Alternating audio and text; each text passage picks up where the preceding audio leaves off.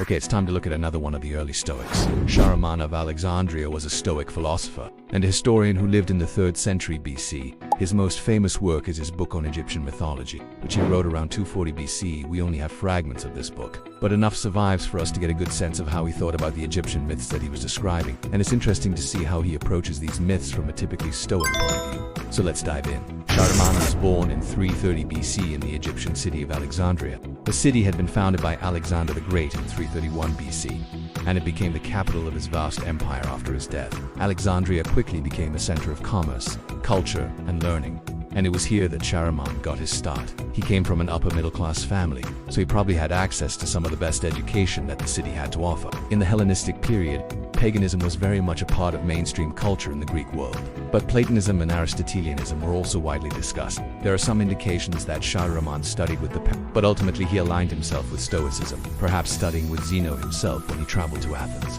While Ceremonius was primarily a philosopher, we know that he was interested in a number of other subjects including medicine and mathematics. His book on arithmetic was apparently quite influential, and he seems to have been one of the first people to take an interest in Egyptian mythology from a comparative religious perspective. We don't know exactly why he chose to write about Egyptian religion, but it may have been inspired by his experiences growing up in Alexandria, where there would have been many Egyptians and many Egyptian temples. It is possible that he wanted to show how the Egyptians misunderstood their own myths and to correct their misinterpretations. Or perhaps he just wanted to share what he found interesting about their beliefs. Either way, his book became very popular and was used by later authors like Plutarch and Dion. Unfortunately, almost all of the copies of his work that survived into the Middle Ages were medieval Christian records, which makes it seem like a bit of a dry, boring book. But recent scholarship suggests that Ceremonius actually wrote a pretty creative work that can help us understand the development of both Egyptian and Greek mythology.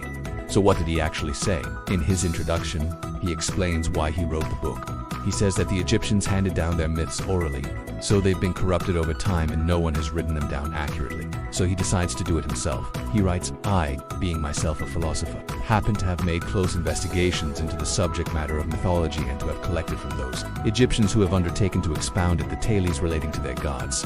He then says, "But I found them to be discordant with one another, confused and not conducive to the purposes of those who sought instruction or delight." This isn't a very complimentary assessment of the Egyptians. He's basically saying that they're uncivilized and barbaric and that their religion is full of contradictions. But keep in mind, this is a common sentiment among the Greek philosophers.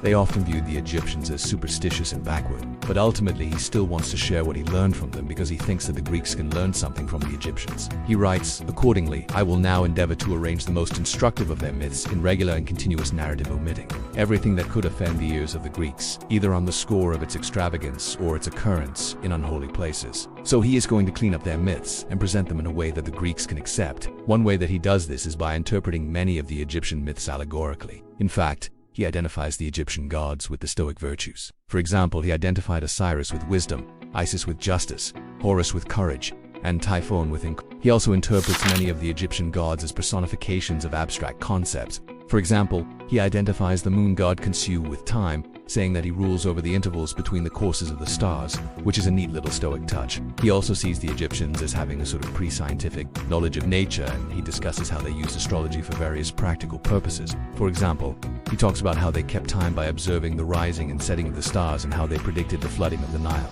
by looking at the shape of the new moon.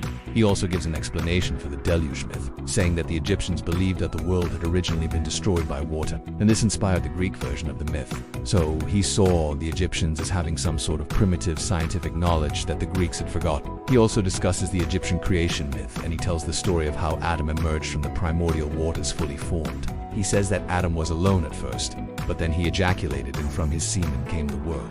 And then he created the first humans out of water and clay. But he didn't think that this was a very satisfying explanation for the creation of humanity. So he tried again and made a second pair of humans, Adam and Eve, out of the soil.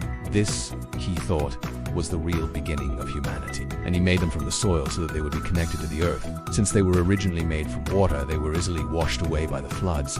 But this is not the end of the creation story. After making Adam and Eve, Adam had a son named Horus, who slew the serpent that was devouring the souls of the dead. And with the help of Horus, Adam was able to establish his rule over Egypt. So in this version of the myth, Horus plays a very important role. He defeats the forces of chaos and helps his father Adam establish order and civilization in Egypt. The Stoics really liked stories like this, and it's no surprise that they were fond of the Horus myth. But what about the other Egyptian gods? What happened to them? Well, according to Sharaman, they were all killed by Alexander the Great. He says that the Egyptians revered Alexander as a god and called him the son of Zeus Am, and they built a temple for him in the city of Siwa. But after Alexander's death, his generals stole his divine honors and erected statues of themselves in the temple. This led to divine retribution. First, the statue of Ptolemy fell and killed the sculptor who had made it. Then the statue of Seleucus was struck by lightning and burst into flames. Finally, the statue of Lysimachus was overturned and trampled underfoot. Sharaman interprets this story allegorically, saying that the gods were angry at the generals for stealing Alexander's divine honors. He writes, "For they took his crown and placed it upon themselves, while he was yet alive, and sent an oracle that he should give place to another. Thenceforth Alexander is numbered among the gods and is called the son of Zeus Ammon." His actual father, however, was Philip. So even though Alexander is considered a god in Egyptian tradition, Ceremonius reminds us that he was just a human being with a human father. And he uses this story to teach a lesson about hubris and the dangers of stealing divine honors. The destruction of the other generals' statues is also a foreshadowing of what's to come. Soon, Rome would destroy the kingdom of the Ptolemies and end Egyptian independence forever. So this is a clear warning against trying to compete with Rome.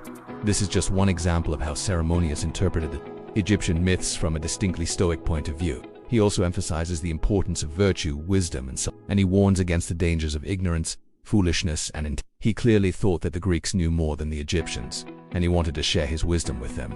In general, he was an important bridge between Egyptian mythology and the wider Greek world. Unfortunately, most of his work is lost, so we can't say much more about his views than that. But what survives does give us a fascinating glimpse into the mind of a Stoic philosopher. He shows us that the Stoics weren't just interested in abstract philosophical ideas, they were also interested in the concrete details of the world around them, and they were always looking for ways to improve the lives of their fellow human beings. If you want to learn more about ancient philosophy, check out the links in the description below. Don't forget to like and subscribe, and I'll see you next time.